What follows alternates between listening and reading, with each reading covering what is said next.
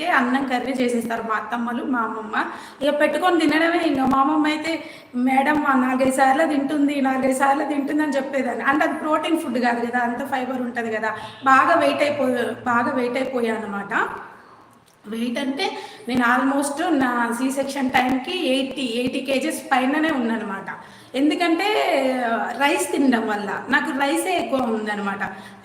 And also sweet cravings ఎక్కువ ఉన్నాయి. Sweet తినాలన్న cravings ఎక్కువ ఉన్నాయి అనమాట. స్వీట్ తినడం వల్ల నాకు చాలా దగ్గొచ్చింది. దగ్గొచ్చినప్పుడు ఉదయ్ స్వీట్ తినిచ్చేవాడు కాదు, కానీ అడగగా బతిలాడుతూ ఉంటే జిలేబీ కొనుక్కొచ్చేవాడు. హైదరాబాద్లో నేను జిలేబీ ఒక్కటే తినేదాన్ని, ఎందుకంటే అక్కడ హైదరాబాద్ శంషాబాద్లో నాకు స్వీట్స్ నచ్చలేదు. నువ్వు చెప్పు స్వీట్స్ గురించి. పుల్లారెడ్డి స్వీట్స్ తెస్తే కూడా నాకు నచ్చలేదు అని చెప్పింది. సో పుల్లారెడ్డి గారు ఎంత ఫీల్ అవుతారో నాకు తెలుసు. అట్లా చేసింది అనమాట. నాకు హైదరాబాద్లో స్వీట్స్ నచ్చలేదు అనమాట. సో యాక్చువల్గా దాంట్లో కొంచెం నెయ్యి ఎక్కువ ఉంటుంది అనమాట. అది పుల్లారెడ్డి స్వీట్స్ తిన్న చాలా మందికి తెలుసు. అది కూడా నచ్చలేదు అంటది. అసలు వాళ్ళ బ్రాండ్ అసలు నచ్చలేదంటే అలా కాదండి. నాకు నెక్కరికల్లో వినాయక బేకరీలో స్వీట్స్ అంటే నాకు చాలా ఇష్టం. నేను ఎక్కడున్నా సరే, ఇక్కడ ఏ స్వీట్ తిన్నా నాకు ఆ స్వీట్స్ తింటే ఆ టేస్ట్ రాదు. సరే ఫర్ సపోజ్ నువ్వు ఈ కంట్రీ కాకుండా వేరే కంట్రీ అప్పుడు నేను ఆర్డర్ చేయించుకొని తింటా. అట్లా అనమాట. అట్లా స్వీట్స్ క్రేవింగ్ ఉండేవి. అలా స్వీట్ ఆల్మోస్ట్ దాదాపు ఉదయ్ స్వీట్ తినకుండా ఉండడానికి ఉంచేవాడు, కానీ బాగా క్రేవింగ్ ఉన్నప్పుడు తినాలని అంటారు కదా, అప్పుడప్పుడు మాత్రమే జిలేబీ తెచ్చేవాడు. దానివల్ల దగ్గొచ్చింది నాకు. 7th మంత్ నుంచి ఫుల్ దగ్గు. ఎలా అంటే కడుపులో ఉన్న బేబీ బయటికి వస్తుందా అన్నంత దగ్గు తగ్గేదాన్ని అనమాట.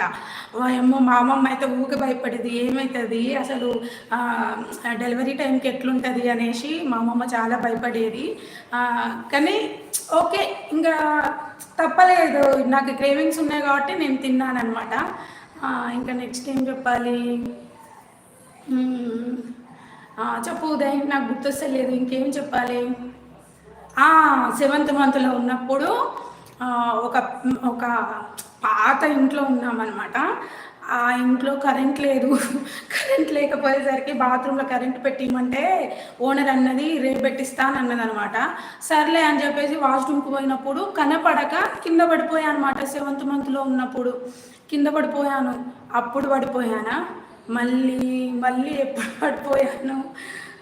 ఇంకొక సాడ్ మూమెంట్ ఏంటంటే, నేను 8th మంత్లో ఉన్నప్పుడు, నేను చెప్పడం మర్చిపోయాను, నాకు 8th మంత్ ఉన్నప్పుడు మా నాన్న చనిపోయాడు అనమాట.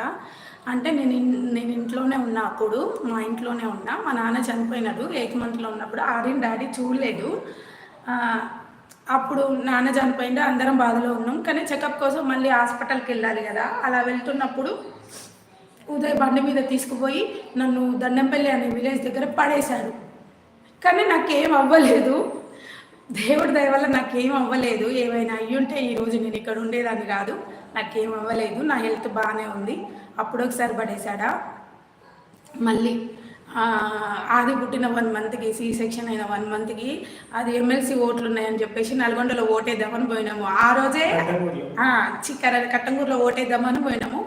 ఆ రోజే ఏమైందంటే ఆదికి శాంతి వచ్చిందనమాట.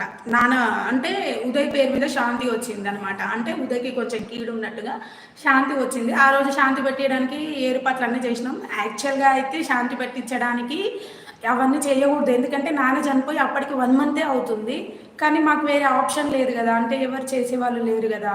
సో అమ్మ ఏం చేసిందంటే టెంపుల్లో పెట్టిద్దాము అన్నట్టుగా అమ్మ అనుకుందనమాట. టెంపుల్లో అన్ని ఏర్పాట్లు చేసినాం, చుట్టాలు అందరూ వచ్చారు. కానీ మేము ఓటేద్దామని కట్టంగూరికి వచ్చినాం.